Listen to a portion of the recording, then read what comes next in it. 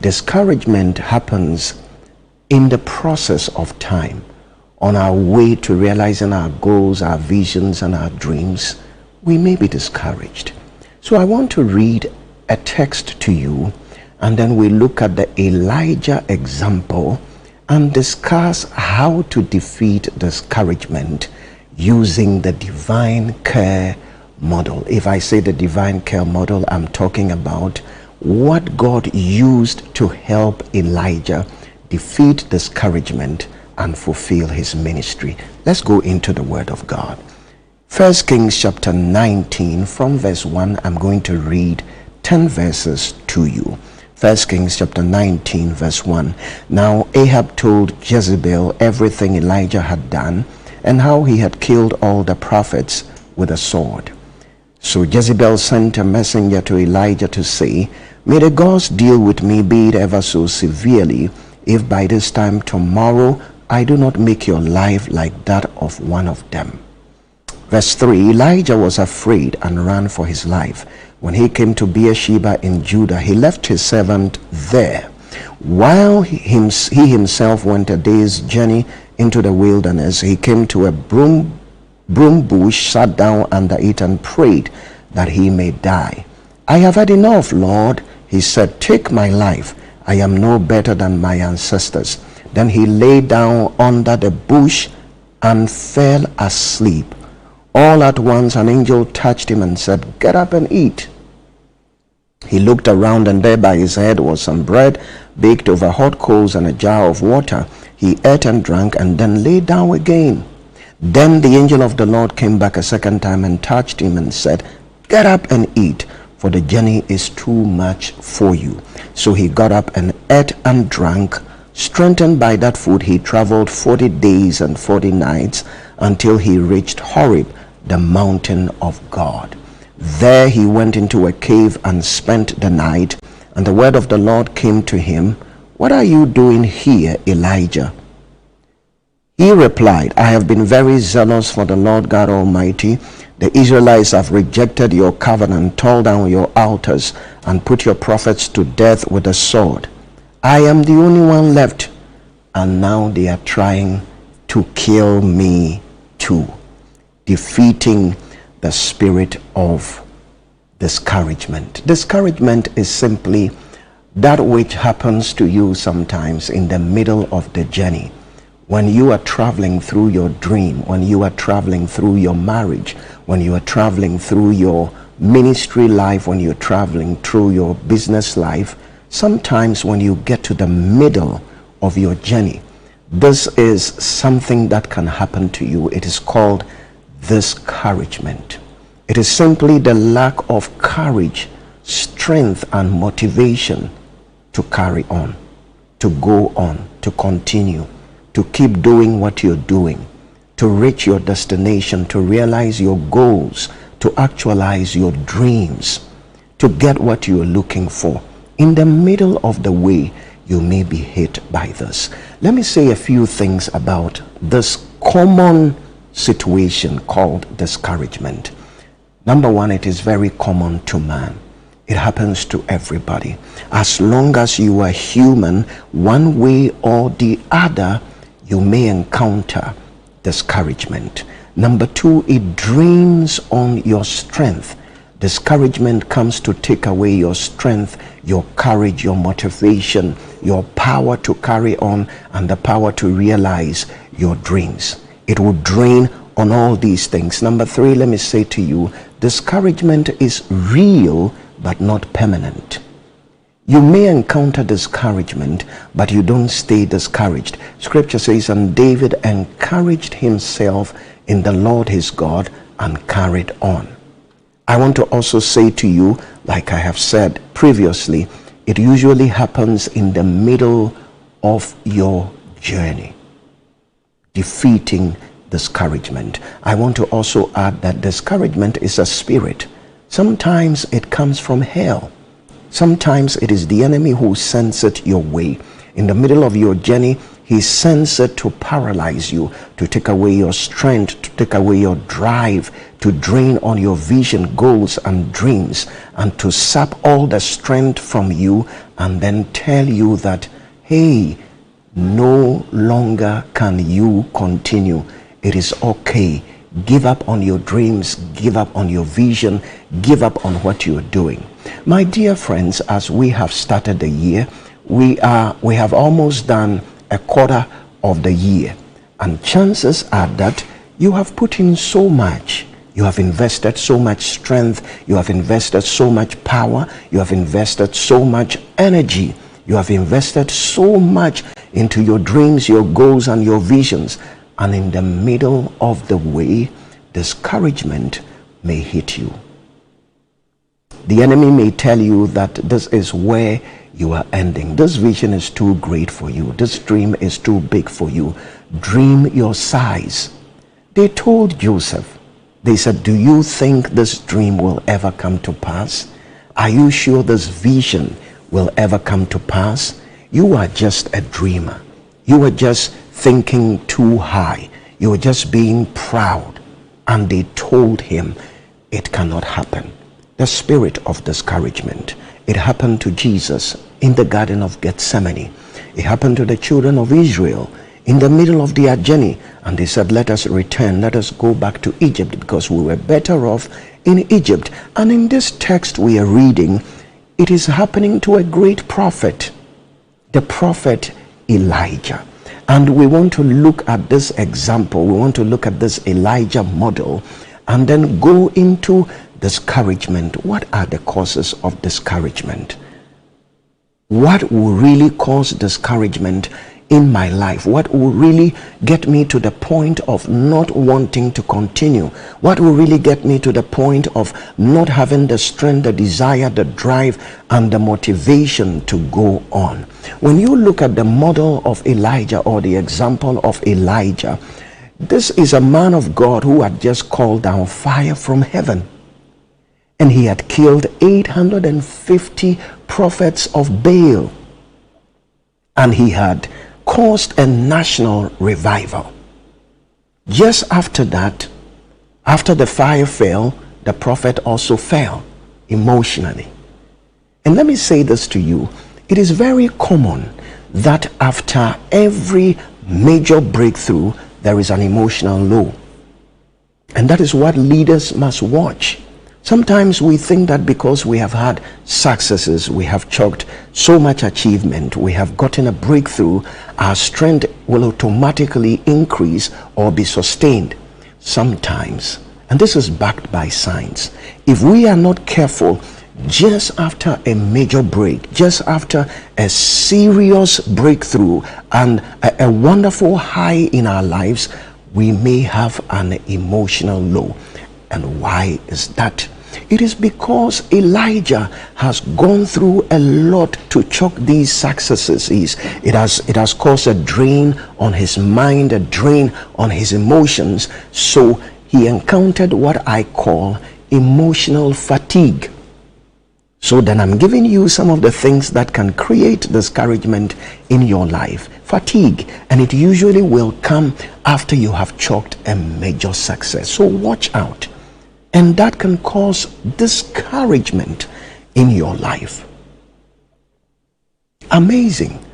The prophet has called down fire. He's murdered 850 enemies of the Lord. And there is a national revival. Everybody is confessing the Lord, He is God. The Lord, He is. The nation has already come back to God. Success in his life. But fatigue, he was hit by emotional and physical fatigue. If this is not managed well, this will cause discouragement. This will take away your courage, your drive, and your motivation to go on. Remember, we just started the year. This is just the first quarter of the year. So don't allow emotional and physical fatigue to introduce discouragement in your life. Looking at the life and the ministry of Elijah, another thing that caused him discouragement was fear. And listen to me, dear friend, fear has a way of magnifying your problems and minimizing your God. Is that not what strategy the enemy used against Israel? Goliath will come out every day for 30 days and put fear, use the weapon of fear to discourage God's people. And he will shout and say, give me a man who will face me. If he brings me down, you have won. If I bring him down, we have won. And he introduced fear into the heart of the people, and that caused strong discouragement. Hear me, my dear friend. You need to deal with fear, because if you don't deal with fear, it will introduce discouragement. Another F that can cause discouragement is faulty thinking. Sometimes when our thoughts are not straight, we will be discouraged. Elijah had faulty thinking, and then he said, oh, I am the only one that is left. All the people have rebelled against you, and they are looking for me to kill me. Everybody is hunting my life down. I am the only one left. Faulty thinking will cause discouragement in your life. Another F we can look at is frustration. You see, when you know what to do to get result, and you are doing it, you keep doing it, yet you are not getting result, you may be frustrated. Okay, I know. You know the strategy has always worked in your business. You know the strategy has always worked in your relationships. You know this method is like the miracle method that works in ministry, yet it is not working. That can cause frustration and ultimately cause discouragement. Another F I would want to talk about is failure.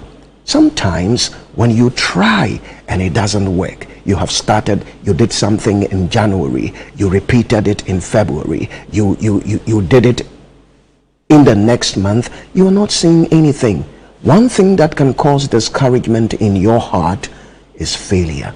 But you see, you have to look at failure through the lens of Scripture. The fact that you failed once does not mean you will fail another time.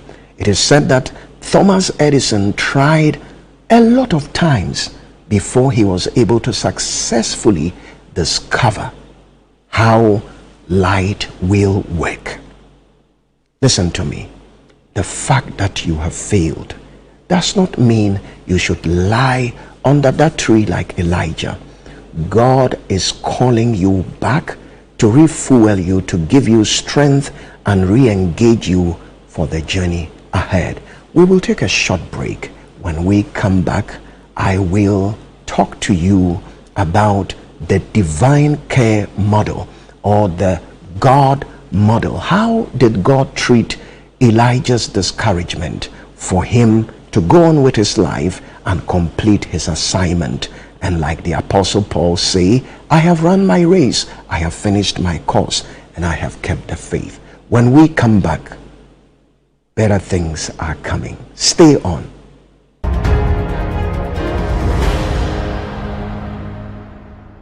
Welcome back. We are talking about how to defeat discouragement, how to conquer that thing that is causing you to lose courage, motivation, desire, and power to continue.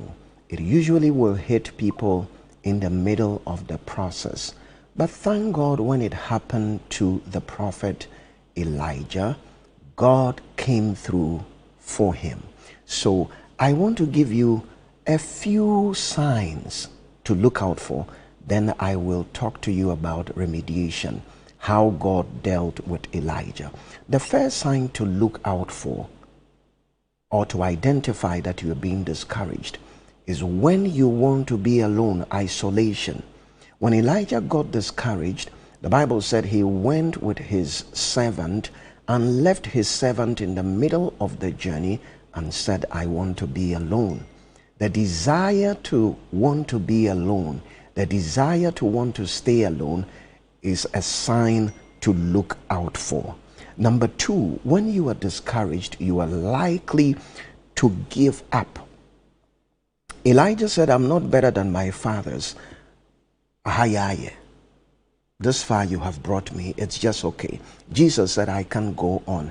I want to quit. The children of Israel said, we don't want to make progress. We just want to go back. It's too difficult. It's too much for us. Sometimes even discouragement will introduce suicidal tendencies into your life. Elijah said, I want to die.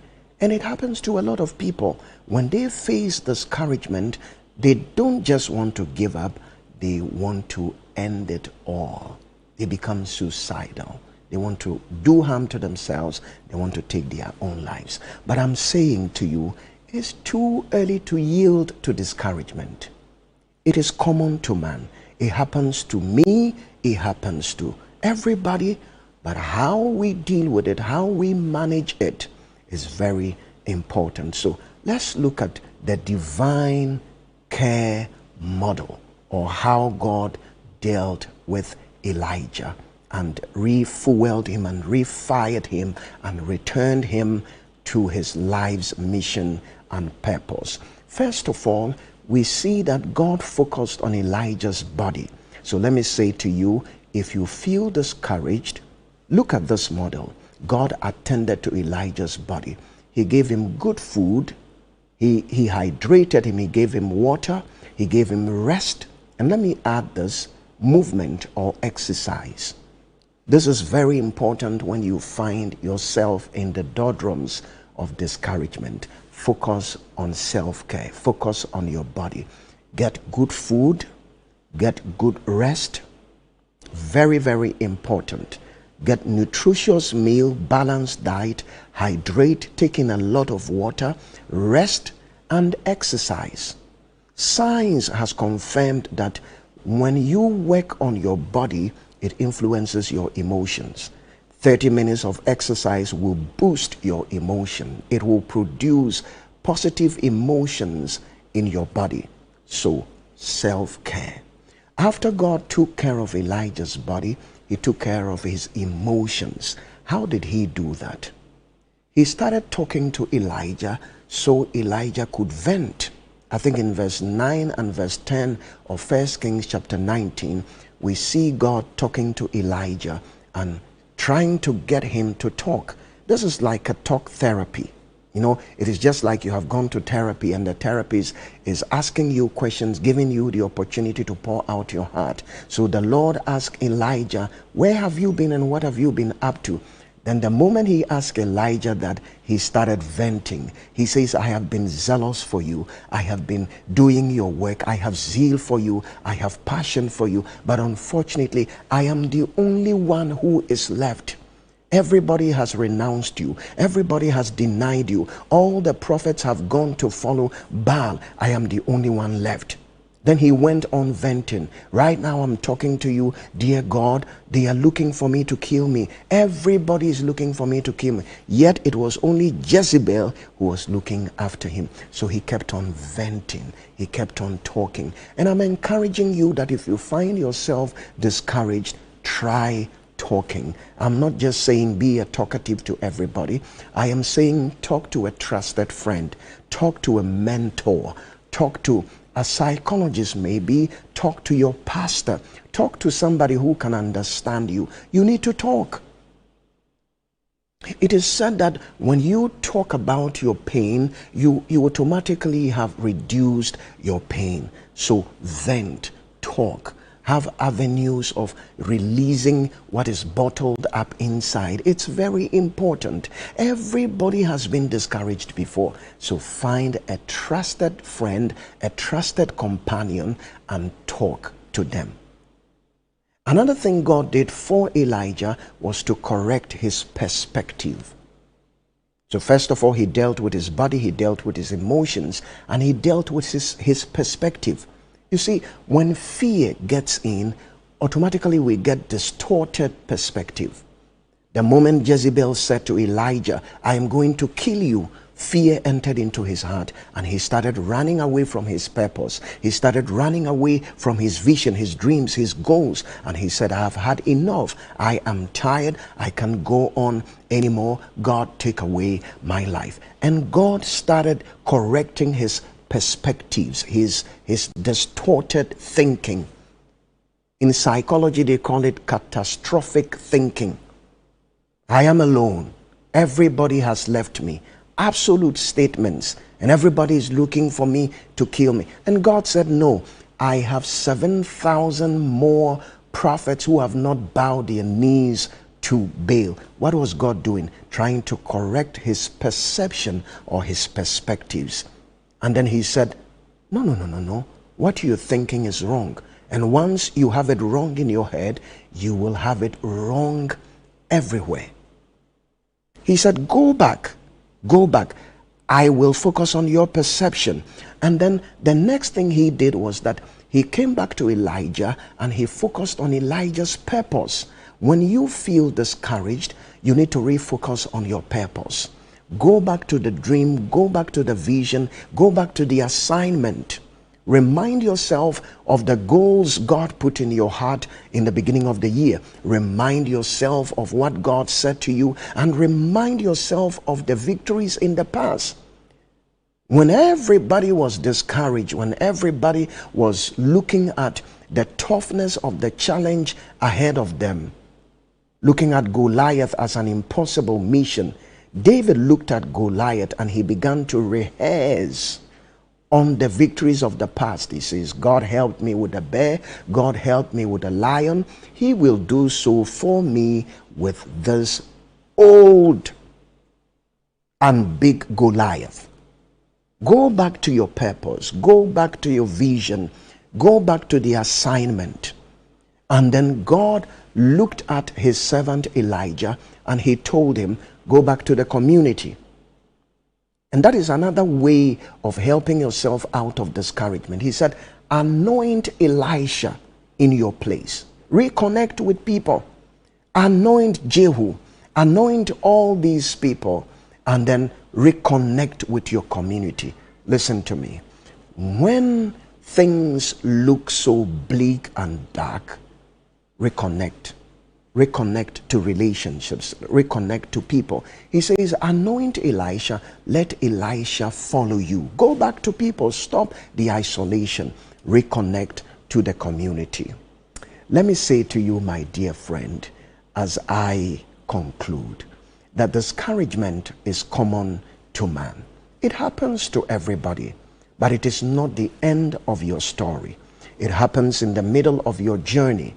But if you can trust God, just as he did for Elijah, he will do for you. He will refire you.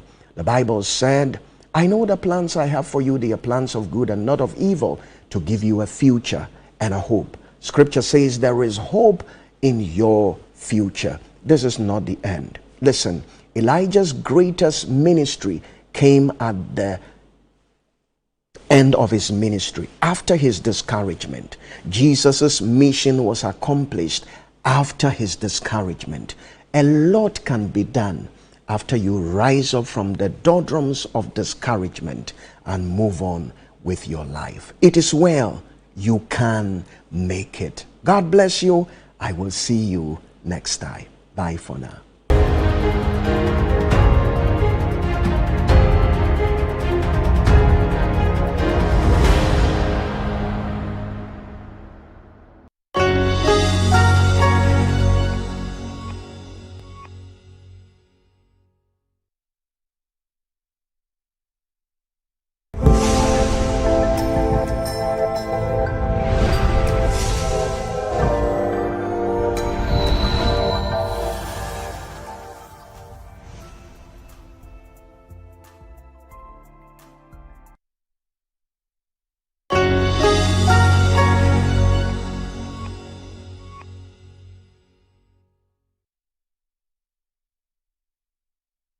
Ago.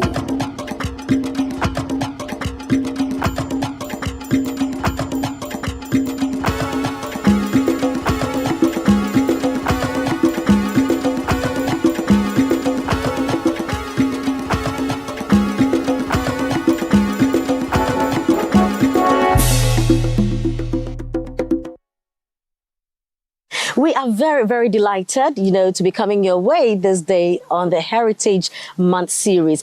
This week we are looking at music. Ghanaians love our music. We can't talk about our heritage without bringing in our music. We have grown, we have evolved when it comes to music, from the traditional rhythms, coming to the high life, through to the hip life era, to Afrobeat and everything in between. Today on The Sound of Our Identity, we are looking at the gospel music, the choirs, the community music and everything about it. We've brought in fact, we have dragged in one man who is just the perfect person to be telling us about this. He has studied it, he has practiced it, and he is an authority in this. I'm Frema Edunyame, and my guest today is Dr. Alfred Patrick Adakwe, who is a senior lecturer, Department of Music at the University of Ghana. Now, right after this break, Doc will be joining us and we'll have our conversation.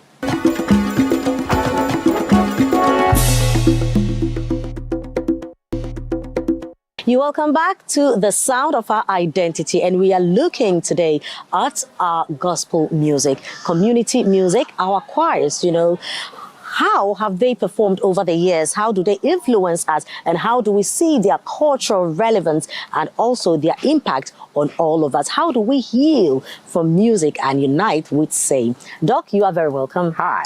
It's been a billion years. And there is something so special about you. You do not change. I don't know. I'm sure you are the one to interview me, but let me first ask you a question. I'm sure there is something you are doing right. You do not change. What is it? Don't tell me the grace of God. That one is there. Beyond the grace of God, yes. I think it's the Apim and the Kobe. Oh, are you serious? I'm very serious. Apim and Kobe and, pepper and eggs. Okay, that's my favorite meal. Oh, okay, so you don't do a lot of red meat and... No, not really. Okay, yeah, sure. I mean, from Kumasi, born and bred in Kumasi. Oh, Kumasi, in Kakra Kakra. Yes. As a Putoshi Gum Kakra, Apem Kakra. But you haven't changed either. Well, you are telling me. I don't know. No, you haven't at all, at all. I'm glad we brought you in here today for you to talk about what you do best, talking music. But today we are looking at the gospel side of things, We consider ourselves people who fear God in whichever way you look at it. And we don't take our church activities lightly at all as a people. Although there are other things that we do on the side, but on Sundays, we give it to God. We all know that. We have to give that reverence to God. So, Doc, I want us to be looking at the church music and as a cultural force, church music as a cultural force. To begin with, let's look at church music. When we talk about church music, what exactly are we talking about? Church music has really been broadened. When it started, it was just about the historical mission churches, what the normal person would say Orthodox church, right. So the Methodists, the Presby's, but of course, all of us are from Catholic. So the Catholic music was the pure church music. So even as at now, when scholars are writing about church music, most of them still talk about that kind of music. Right. However, church music has broadened in such a way that even Sunsumsori kind of music is still church music, unless, of course, unless we don't accept Sunsumsori as a church. Yeah. So church music has been very broad. Now, even in gospel, you mentioned gospel. What is gospel now? Yeah. We have Afrobeat gospel, we have reggae gospel, we have high life, even rap gospel and all. Yeah. So now gospel has woven into different genres. Unlike how it started. Right. So in music, one of the problems with labeling in music is that as time changes, others also come into it. They interwove or they inculcate this into it. Then it becomes very difficult to define. Right. So to define church music now, I can tell you that at the scholarly level, it is, even scholars are struggling to define what church music is, because now we have various, even in Ghana, we have various churches, But I think that for now, I would say that church music is music played in the church. However, let me also ask a question. Someone may also play music, which is not necessarily biblical, but listening to the entire music, it speaks about God. Yeah. So is that one also church music? So I don't know, but I was going to No. ask. So is it the music or the person performing the music? That is where the confusion is. Yeah. Because you see, I quite remember in somewhere 95, I've forgotten, when Lumba released Mesum Jesus, Yeah. it was not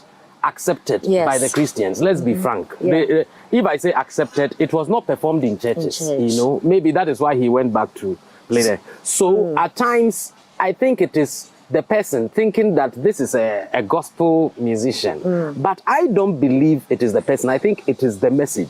Right. And the message does not necessarily have to be biblical. You know, I think it must really speak about what God stands for, Right. his likes, his dislikes, and all. So it's not about the personality.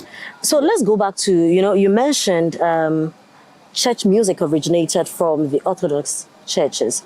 Historical mission. Okay. Churches, yeah. I want give us example. So we are Okay. talking about which kind of songs here? All right. So if you are looking at the Catholic masses, where they have the Kyrie, Kyrie eleison, Kyrie eleison. That was a pure church music, Right.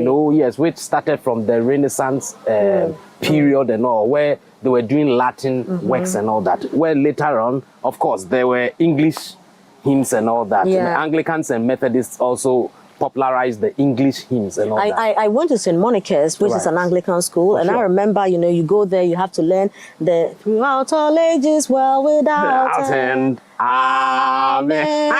The Lord be with With you. And, I mean, all that. Exactly. Yeah, So yeah. that was the pure church music at that time. But the you know. Methodists have quite an interesting twist to it. They do the Christ Little Band and they do all that. So you hear some old woman from the back will get up and, Yes. tell us about when Jesus and his disciples were moving on and all that. Yes, the Christ Little Band Ebibinyum is a pure traditional practice Right. that was woven into the church. church, okay. That was what Ephraim Amu was always fighting for, and he couldn't get it before he died. I'm sure he'll be very happy now. What some of the things that are happening in Yeah. the church. Yeah, so that is a borrowed genre Right. from the traditional practice into the Methodist So that is not church, yes. originally the church. No, right. that's not the original. But it's also it's now church music. Yeah, because you now it's know? accepted and we do it. It's- Exactly. So now, if we have even hip hop, and we hear Christ will save you, Yeah. Christ is our cornerstone.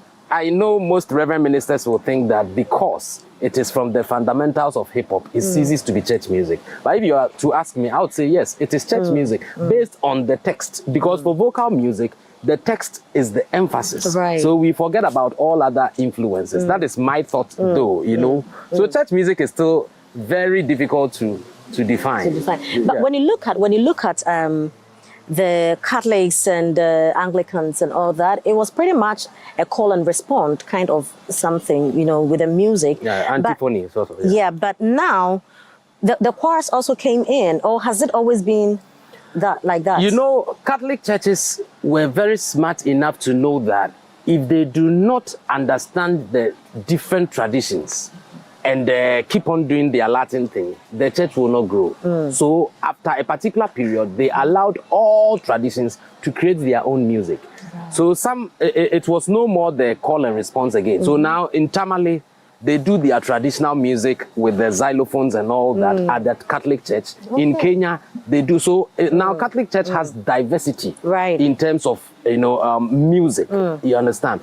So it is not only the call and respond. Now call and response. Sorry. Now music itself has been diversified, Exactly. including church music. Yeah. Now, when you go to the charismatic churches today, it is quite different. They do the choirs strictly. Yeah, I don't know how it has evolved to now dealing with the choirs itself. And even in modern day Christianity or modern churches, you still have that. And the younger people today even do it differently. So we still have that choirs. And where do we place the mass choirs, Okay, so mass choir, when we are talking about a mass choir, at times people think it is the number that makes it's it not? a mass choir. Not at all. The number massive and all that. A mass choir is a collection of different choirs Okay. coming together at a particular event or something. But Right. when it's a church choir, and let's say there are about 200 That one could be, you could call it a large choir, but it's not a mass choir. Right. The concept of a mass choir is a but now one argument one will also raise, okay, what if we have about 5 choirs and their number is about 40? Is that also a mass choir? In reality, it is still a mass choir, because a mass choir, it was created for, for events where maybe a big church may have different denominations or different branches, and all the choirs come together to do something. That is a mass choir. That is a mass choir, but a large choir is not a mass choir. A large choir can be in a church. And therefore, so I don't know the mass choir you are asking, whether it's the numbers you are looking at or the collection. Well, I'm glad you've defined this, because a lot of people will consider the numbers to be the mass choirs. Okay. So we needed to know the difference between the choir and the mass choir. So you can have 1,000 people in one choir, and that is the choir. Exactly. It's a when we choir have of the church, 4 people here, 5 people, different choir, 10 people here, they come together to form a mass the choir. mass choir. Exactly, for an event, for a particular purpose. So though they are coming from different places, they have different ideologies, but at some point they have to come together and do something together, and afterwards they go back to their various branches. So at the point they are singing together, it forms a mass choir. What is their influence anyway? So we go to church and all that. The choir, what do they add to the whole thing? You realize that most of the times the choir starts with the so-called worship and all. I know Ghana worship means slow. So means we are dancing fast or something. But actually, worship and praise has got nothing to do with tempo. It's the text. It's the text, exactly. But let me take it that they start with the worship, as we said, just to create the mood, because music has a way of creating moods. And at the point where people are listening to the music, now the text of the music and the instruments and the beauty of the harmony and all that has a way of letting people even imagine heaven. Some will say, I listen to music and I start imagining heaven. So the choir creates a very important atmosphere in such a way that some ministers even want the choir to sing before they preach, because of that atmosphere they create. So that atmosphere, at times we want to take it for granted as if it is nothing, but actually it is very, very important, because I can imagine, and I remember once in Sumsori, I will not mention his name, once in Sumsori, pastor, whether pastor or reverend minister or Sofo, said that he doesn't really need music in his church. Later on, he came back and was crying that young boys are more quiet. So you could see that now. He realized that he needed something to create an atmosphere. So I think it is more of an atmospheric thing. And then the reverend minister also gives the word and all. But there's also something called community music. Which one is that? So when we are talking about, of course, every group of people can be referred to as community. Even the whole of Channel 1 is a community. So a church is also a community. But however, how it started, community actually, when you're talking about community music at the scholarly level, we are looking at music in a particular society. Normally it's outside the church, music in a particular tradition where they play, and such community music are mostly participatory, But the question someone will also ask is, but in a church, everyone participates. But you also know that in a church, sometimes we sit and watch the choir to sing. So the emphasis on community music is its participatory level of it. And it's mostly in a community, a tradition. So for instance, when you go to Volta region and they are playing their abaja, you realize that it is not like the Western classical music where everyone has to sit and listen. It's not a concert. No, it's not a concert. Everyone joins in. If it's singing, they all join. So that is more of community music. It's not for one person. The emphasis is also not on the composer, performer, as the Westerner does it. It's inclusive. That's community music. So when you go to the shores and you find the fishermen, pulling their net and all that, they sing. That is sing community together. That's music? community music. It's Okay. a community of fishermen, you know. Give us example. Dog, I know you sing. So I want you to do something. Yeah. So give us an example. But you gave an example, like the sisimbum, tabumbum, you know, and even in Adwa music and all that, Yeah. you know, there are saying. But one thing with the African is that the African may keep quiet and watch community music or traditional music if he doesn't know. Exactly. So at times there are times you go to a king's court or any traditional event and you realize people sitting and watching the dancers and it means they don't know the music. But once they know the music, they will join in. You understand? So that is what makes it the community. However, as I mentioned from the beginning, as the world was growing, you know, at first church music was not necessarily community music. Most of the times they were watching the choir sing as we do. Once in a while they join in and out. But now when you go to the charismatic church, from the beginning to the end of the service, everyone participates. So someone will ask whether that is also community music. It's community music in a way, but we are looking at the beginning and epistemology of what is known really as community music, you know. But naturally, community music is participatory music or inclusive music. That's it. Yeah. Right. So we'll just take a little breather here. When we come back, I want us to look at what these music really do to us as a people. This is the sound of our identity. We are looking at our, you know, choirs. We are looking at community music. We are looking at Christian music in general. My guest here is Dr. Alfred Patrick Adakwe, and he is a senior lecturer at University of Ghana, Legon. I'm Frema Edunyame. We'll be right back.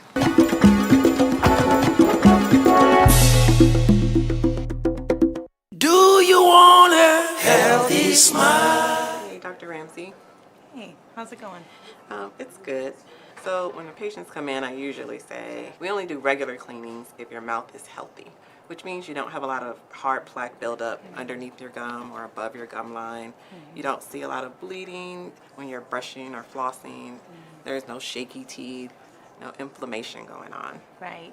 And if they do have all those things that you mentioned, then they need to have a different type of cleaning, which is called a deep cleaning or periodontal therapy.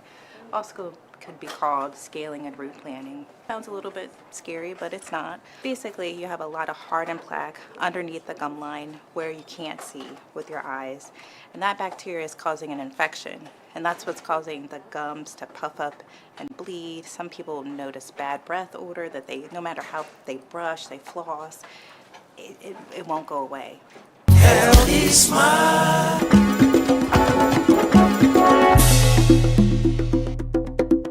You're welcome back. This is the sound of our identity. We are still in our Heritage Month, and my guest here is Dr. Alfred Patrick Adakwe. We are talking music. In fact, he is music. Doc, you know, before I almost said Rev. You know, maybe I'm prophesying. Amen, amen. Now, prophecies, you don't joke with them, you know. Before we went on the break, we spoke about church music. We were just on community music. Now, I want us to look at music as social healing, you know, and unity. How does that play? Okay, so let's first deal with the social healing. Right. Then we talk about unity. At times, people think healing means healing a sick only, you know. But healing is very broad, you know. For instance, I'm just giving an example. Right. If I want to go and commit suicide, and I hear Sarkodier's rap, that's it. Now, you pause and listen. Then I pause. Then I be like, I don't know what is happening there. So that one, I have been healed from the thoughts of suicide. And at times, you want something to draw you closer to God. And you listen to a particular kind of music and it draws you closer. At that time, you have been healed in one way or the other. And of course, so in the healing, we have intentional and deliberate healing. That is the music therapy, where we have some kinds of music that they intentionally play and they have systems, you know, in place to heal the sick or anyone. However, there is nothing like a general music that heals anybody. You know, forget about the Westerner that said Mozart's music helps children to be brilliant and all those things. They are all fallacies. Because that Mozart music will do nothing to a child in Sogakupe, actually. A Well, child maybe, in- you know, the rhythm and, you know, all that. It puts you in a certain... Let me tell you, at times, if you are listening to a particular music that you are not used to, Yeah. no matter how beautiful it is and no matter the intention of the composer, you will not be healed because you don't even understand. You can't even resonate. So when you are talking about music to play even in the hospital, there is no one music that will, because that pure village hospital, that pure village man that is sick and needs some music to really heal him, you can't be playing Mozart's symphony, you understand? So even that healing is also contextual and it is cultural, you know?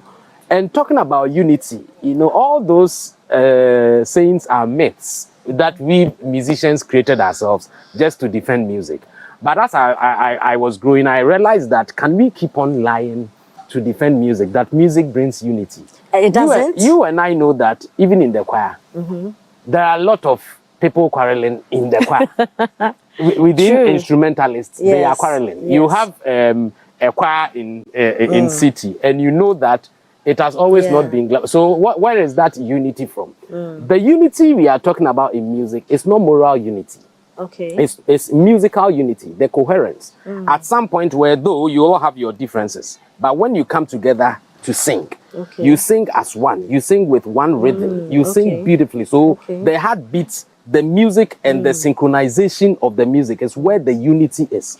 But afterwards, you go and solve your differences here and there, you know. So music creates musical unity. Or let's say synchronizing unity, but not moral unity. But you know, when you hear na na na or yeah when or when you hear it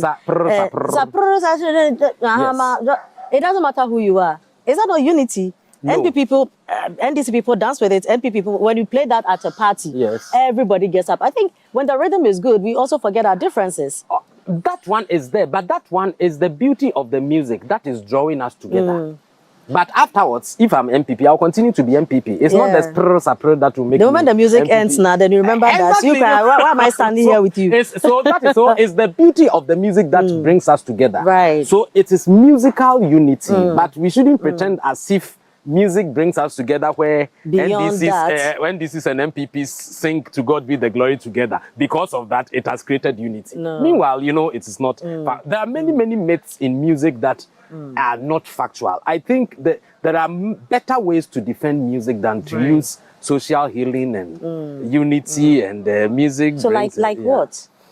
Oh, but there are, because you see, everyone listens to music. Yes. You see, so at least it's nice to have an idea of some of the components that go into the music, because when you are playing an instrument, the feeling, the emotional. When I'm playing the keyboard and singing, what I feel, I doubt anyone else feels the same thing, unless the person is in there. Yeah. And that is my healing. It does a whole lot of things for me, you know. But it's not like because of that I'm creating unity or because of that I'm creating social healing. Meanwhile, I know what I'm playing may not be effective in Northern region. I gave an example that I went to Northern region and they were playing music at a particular traditional ceremony. Yeah. And then I was asking myself whether I'm a musician, because what they were playing... You were lost. Yes, I was lost actually. And if they It had wasn't a called me- piano. No. It wasn't a piano because of my Yeah, background. exactly. You know, if they had called me, I wouldn't have performed because Yeah. So it means that at that point, music is cultural. You understand? So I don't think we have the myths in music. I think we have to relook at them. Probably it's once more. also because sometimes you just can't define what music does. It's difficult to define music. Yeah. Music itself is now being difficult to define. I mean, forget about all what you see in the Oxford Dictionary and all that. Today I was reading a dictionary that said music is a sound that is pleasing to the ear. So if Yeah. you hear any music that is not pleasing to your ear, it's no more music, you know. It's noise. And this kind of definition is very dangerous because now it is not even allowing us to explore different types of music. Right. Because we think once we hear something, I must understand. you must, and Yes, it's not yes, true. no. You know. So, but we are still working on it. I prefer the word sonic relationality. Sonic is sound. Relationality is all the things that are connected to the sound. So it is not just about the music. You know, that is how come those days we music teachers, the mistake we were making, we go to the classroom our concentration is just the music. We draw the treble, clef, The and the notes keys, and all that. the notes, And yeah. it becomes difficult for the students to understand, because the whole thing Exactly. is that even those things we are drawing, they are connected to society.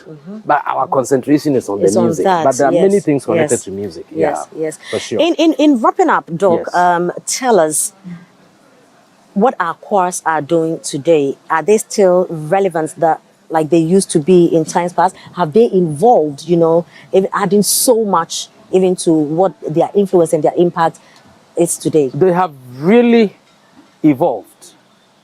Even this topic of a choir being evolved and all that is still personal. Someone might have listened to Elder Mreku's music and repented. And that person may feel that because of that, Elder Mreku's kind of music is the music that repents people. Yeah. It is from a particular era. And so that era, they will never ever appreciate what the current era is Yeah. doing. And what the current era is also doing, they will never appreciate. It is Yeah, generational. right. It goes on and on. But if you are to ask me, I would say it has evolved so much, because now even looking at the kind of instruments we are using in church. Yeah. At first, when I was growing, most churches were just clapping and singing. Or wooden clappers Yes. or the maracas. With no instrument. We No. thought because we were Africans, not knowing says you know. Yeah. So it has really evolved. Right. Looking at the Right. singing style, even the dressing of the choirs, it has changed from the normal black and white to diversity. Now we're even doing jeans and stuff like that, Exactly. doing casual stuff and all And that. they are all part of the Yes, music, yes, because yes. even looking at the background and the kind of quality Yeah. that comes in it has really evolved in different ways. Doc, thank you very much. We've You're been welcome. educated. So now, at least when we talk about church music, the choirs, community music, as a healing tool, as a tool of unity, we really understand what that means. But as Doc put it, music is a personal appreciation of, whatever it comes with. It ministers to people individually, whether it is a choir singing, whether it is in the community music, whether it is an individual doing the ministration. We receive it individually, although we find ourselves in groups. And so how you would appreciate music will be different from how I will appreciate music. And the healing process is also very different. Doc, thank you very much. You're welcome. We truly appreciate you for coming. And thank you also very much. We're still in the Heritage Month. And today we're looking at church music, choirs, community music. My guest has been the amazing, the talented Dr. Patrick Adakwe. Alfred is in there as well. Dr. Alfred Patrick Adakwe, he is a senior lecturer at the University of Ghana Music Department. I'm Frema Edunyame. Thank you for watching. Ago.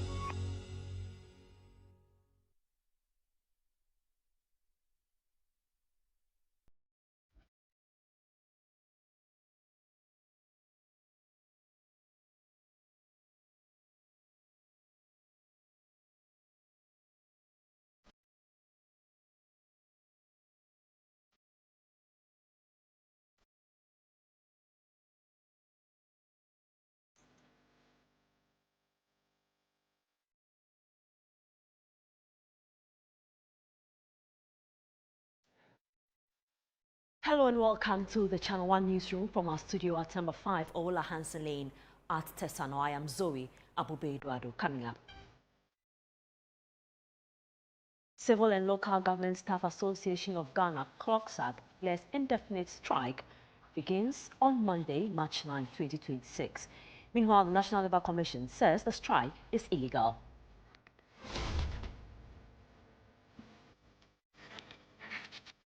Minority in Ghana's parliament hits hard on government over its fight against illegal mining. Pirates are pirates. They would attack. But the problem is after the attack, we are looking at the response, the reaction of our security forces. Did we react or not? We did. In fact, there was Still ahead, relief for residents of Wa in the Upper West region following the sentencing of Sharif Abdullahi, the serial murderer in the area. I'm very glad the judges have passed this life imprisonment to this man. I'm very, very glad because it is not easy living in the night. And it has scared a lot of youth. We cannot even go out in the night to do our daily duty. And later, sale of jerseys of national teams surge as Ghana marks 69 years of independence.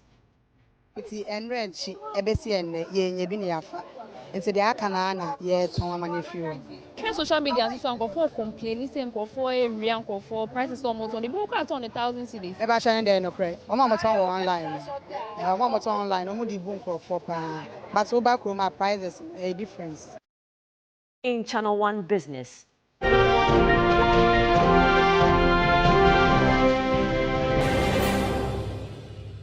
Charcoal, plantain and school fees identified as main drivers of February 2026 inflation.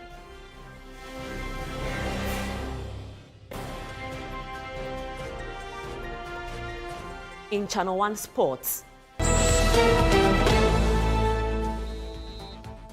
African football uncertain about 2026 Women African Cup of Nations.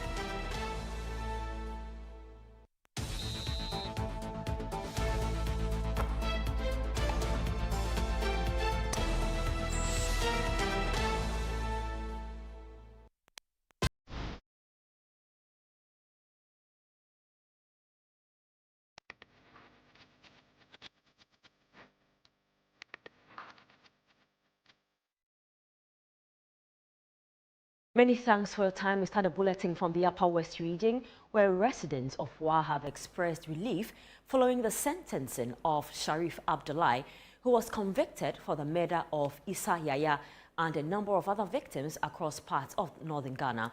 Many say the ruling marks a decisive moment in the pursuit of justice and the restoration of community safety. For years, the Wa municipality and surrounding communities lived under the shadow of fear due to a series of killings that unsettled residents and raised concerns about security. There is more in the following report by Martina Masono Zabuk.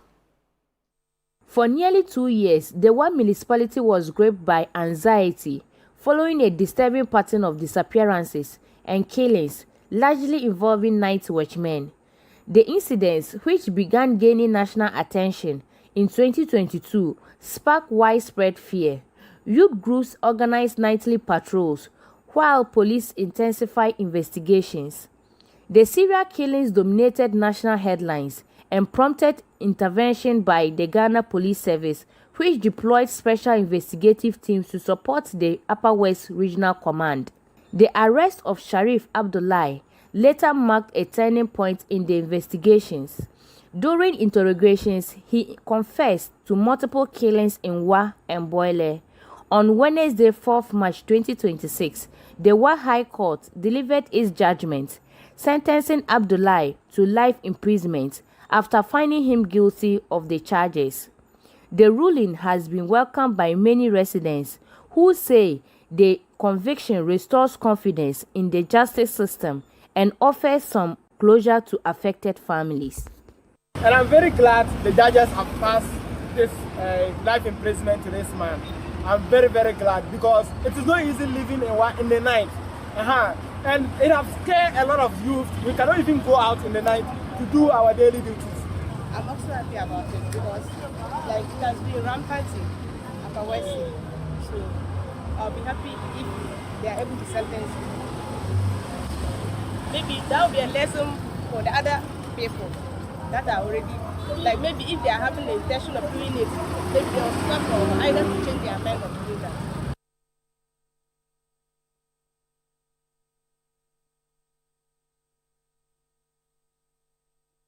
Now, the Civil and Local Government Staff Association of Ghana, CLOGSAG, has declared a nationwide strike, directing all its members in the civil service and local government service to stay at home beginning Monday, March 9, 2026.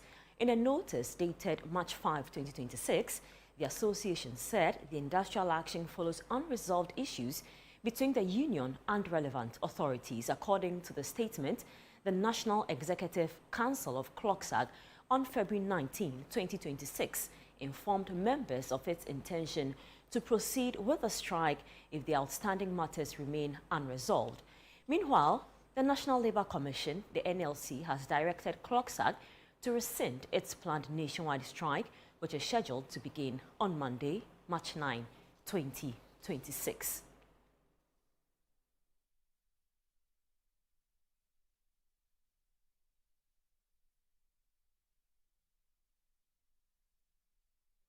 For more on this, we are joined via phone by the Public Relations Officer of CLOGSAG, Edmond Akwe. Good evening, sir. Thank you so much for your time. What are the key issues that remain outstanding between the government and CLOGSAG, which has necessitated your call for an industrial action? Good evening, Zoe. Good evening to our cherished members of the Civil and Local Government Staff Association, CLOGSAG. To answer your question, I must say the issues outstanding are just simple and not too much. All we are asking is that we have gone into a number of negotiations and we have concluded that staff of the civil and local government services should have conditions of services. Now, what we are looking at is the implementation of that condition of service and other salary issues. All right. So to explain further, you also mentioned about a unique salary structure. For purposes of education, are you able to explain what this unique salary structure is about? For which you are... Well, I understand for purposes of education, but you should also understand that at this juncture, we are not here to talk about the intricacies or whatever is in the salary structure. We have done administrative work. We have gone on the negotiation table with all those who matter as in stakeholders, and it has been agreed upon that our members, being CLOGSAG members, should be given a salary structure and conditions of service to take effect right from 1st January 2025. Now, as law-abiding citizens, when this government came into power, they had these notes on their transition within their transition notes, these reports, this memorandum of understanding, these particular documents on the transition report, which means that they really understand the fact that, yes, the Civil and Local Government Staff Association must have their conditions of service. We had to wait 1 year down the line today, and still the implementation has not taken off. Let me also remind you that during the vetting of the Honorable Minister for Employment, Honorable Rashid Pelpo, he was questioned by Honorable Patrick Boama about the conditions of service specifically to the Civil and Local Government Staff Association, for which the minister, attested to the fact that, yes, he knows that there is the need for us to have conditions of service, and for that matter, it is at implementation level, and when he comes into office, he was going to ensure that we get these structure and conditions implemented. But as we speak today, nothing has been done about it. And for that matter, the National Executive Council of CLOGSAG had a meeting this morning and declared a nationwide strike starting from 9th March 2026. Already 2 weeks ago, we had informed the intention of strike. We expected that the employer, otherwise government, should have taken steps to address this implementation. But yet they looked on to today that we had to declare strike on 9th March 2026. That is the matter at hand. You mentioned that on the 19th of February, you informed the government. Now, the National Labour Commission says you have contravened the Labour Act, Act 651, because you are supposed to notify the other party and the commission. They claim this wasn't done. You're supposed to give them 7 clear days. And after the expiration of the 7 days, then your industrial action can take effect. They claim this hasn't been done and that this strike is illegal. I'm wondering how come 7 days is bigger than 14 days. We had given from 19th February till now, and you are using 7 days as a peanut. How? 14 days, 19th February till now is more than 7 days. We had given enough notice. We are dealing with our employer who understands the issues. And we expect our employer to act as quick as possible on this particular matter. And that is where we are now. So what will it take for you to suspend your industrial action, your strike on Monday? Well, it is going to take positive action on the part of government. What we want to see government do is to tell us that from 9th of March 2026 onwards, your conditions of service will reflect on your salary pay slip. And that is what will make us to go back to work. So until that is done, on Monday, the strike is in full effect, despite the NLC's directive. Very well, the strike is in full effect, and I'm encouraging and treating all our members wherever they find themselves in Ghana, right from the ministries down to the metropolitan, to the municipal, to the district assembly, to all agencies that our members find themselves, that come Monday, 9th March 2026, they should stay at home and not go to work. We are pressing home and demanding what belongs to us as civil servants.